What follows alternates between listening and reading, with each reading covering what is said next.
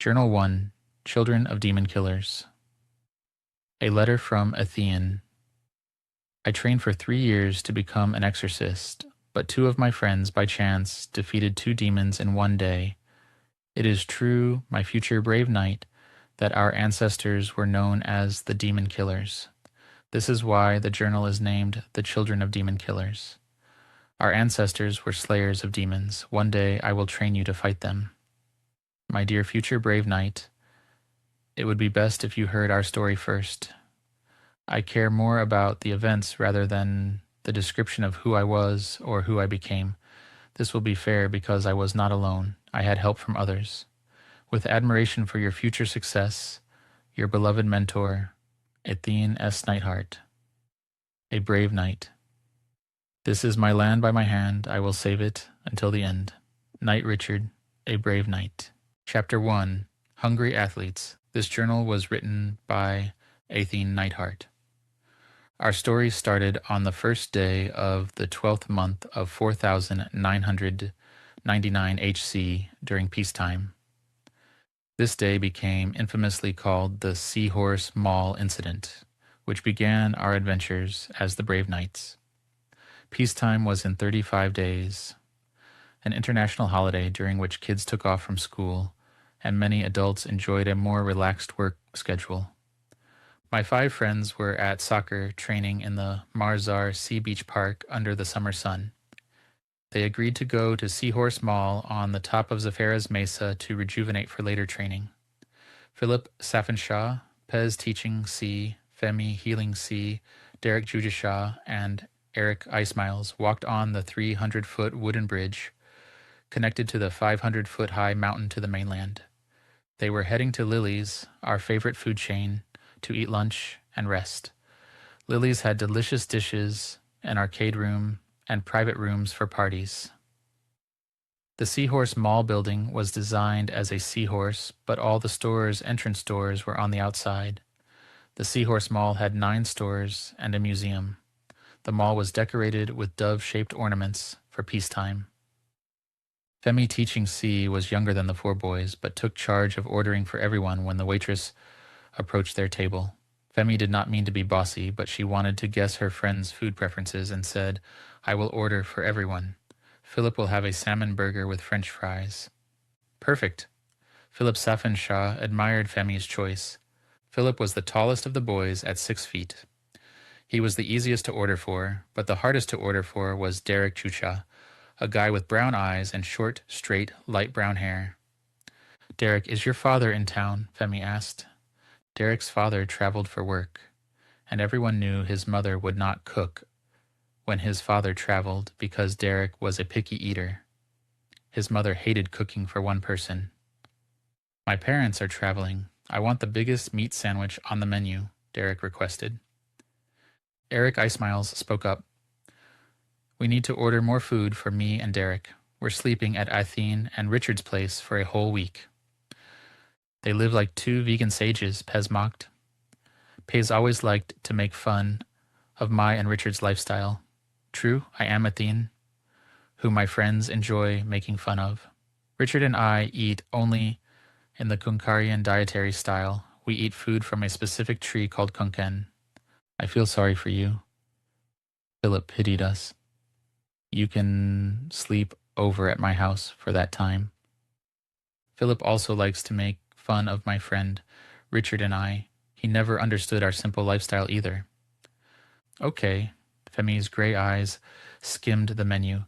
2 cheeseburgers, 2 cookies, and 2 cups of coffee. Pez and I will share. No way. Pez Teaching C rebelled because Femi always shared with her cousin. I want to order by myself, and I will not share. Men do not share their food. I am a grown man, and I can choose for myself. Femi sighed and said, "Okay, suit yourself. I will get mixed vegetables with salmon, please." All the while, Pez had been intently studying the menu. Seeing the waitress tapping her foot and pursing her lips, he knew she was becoming impatient with him, so he ordered the manager's special. The female server ran to the other customers' tables because the restaurant was busy, and she grimaced at how long Pez had detained her. You'd rather have the restaurant manager order for you instead of your cousin. Femi frowned at Pez, a male version of herself, with wavy brown hair and tan skin, except for the eyes. He had russet eyes. Gray-eyed Philip observed the tension between the two cousins and distracted them before they could argue. In 35 days, we will be in our last year of high school, and next year we will be in college, he said, thrilled. For the first time, I will not be in the same school as you, Femi sadly remarked. Only for a year, green-eyed Eric assured her. Femi began to reminisce. I remember when Philip and Pez took me by my hand to my first class in Marcus Academy.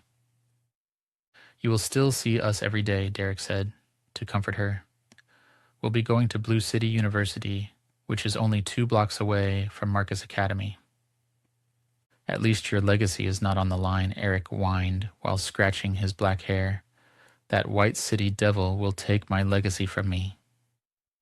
The other 4 friends groaned and booed, tired of him complaining about his legacy. He had mentioned this day alone over 10 times. Eric was the best soccer player in Blue City for the last 3 years of high school.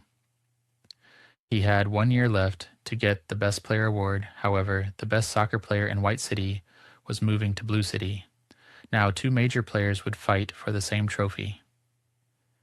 You are 17 years old, Eric. You are too young to have a legacy, Femi cajoled him. If he threatens you, you should practice harder to beat him, rather than moaning about it. You should stand, gather your team, and fight his team, Philip said.